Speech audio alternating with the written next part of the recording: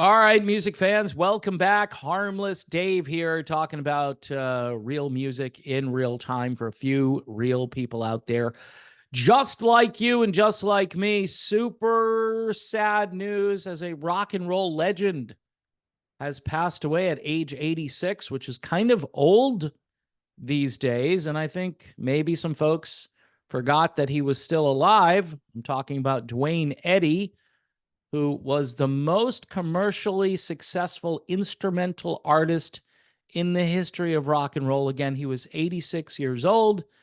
The Grammy-winning guitarist died peacefully on Tuesday, surrounded by his family in Franklin, Tennessee.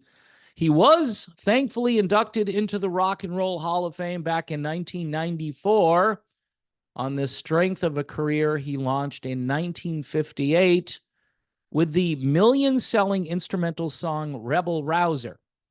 Now, I'm pretty sure Duane Eddy influenced just about everybody. I heard Jimmy Page talking about how much he loved Duane Eddy.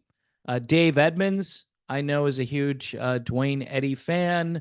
I'm pretty sure Jeff Beck was a fan. I'm pretty sure Eric Clapton was influenced. And again, go listen to like 40 Miles of Bad Road and you'll start feeling better. Like the blood pressure will start to come down. It's just crazy to think how music has changed. There's a bit of a country twang in what Eddy did.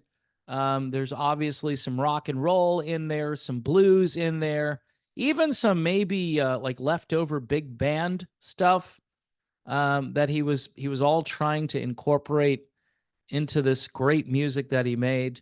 He was born in Corning, New York, and raised in New York State.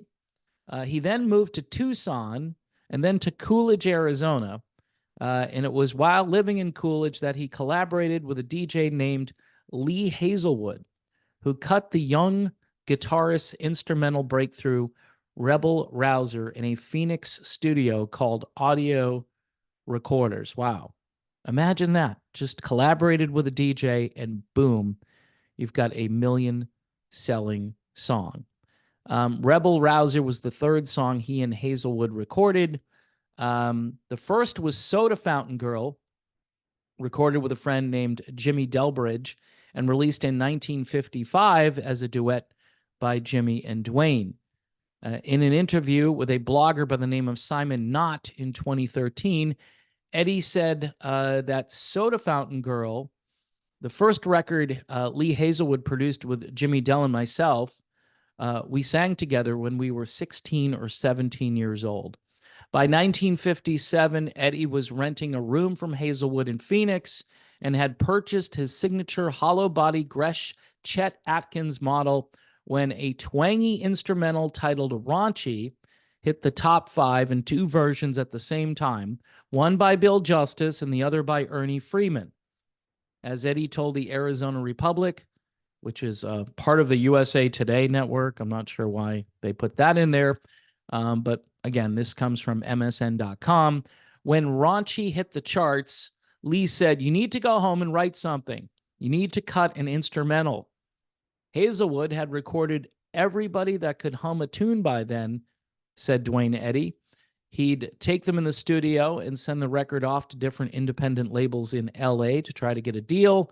I just wanted to play, and he said, "Write an instrumental," so I did. That's a great story. The next Hazelwood session resulted in Movin' and Groovin', a less than subtle instrumental rewrite of Chuck Berry's Brown-Eyed Handsome Man. Sounds like it was a copy. It failed to set the charts on fire, stalling at number 72 in 1958. That was enough to encourage the company back east to say, "Go do some more," Eddy told the Arizona Republic. So he went in March of 58 and cut Rebel Rouser. The rest is history, so to speak.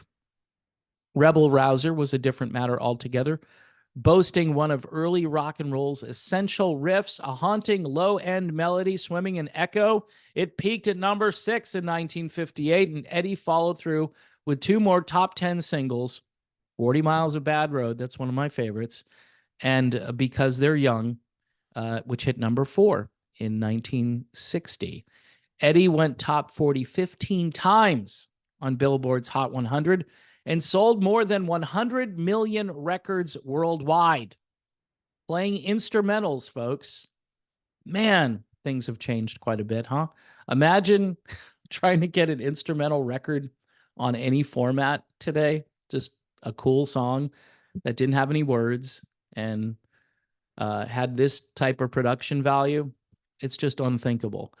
Anyway, Duane Eddy, one of the great guitar players of all time, has passed away at age 86, and he's left quite a legacy for everyone to try to learn and follow, and hopefully maybe inspire some people at some point to start making this kind of music again. All right, people, thanks for watching. Don't forget to subscribe, and I will see you soon.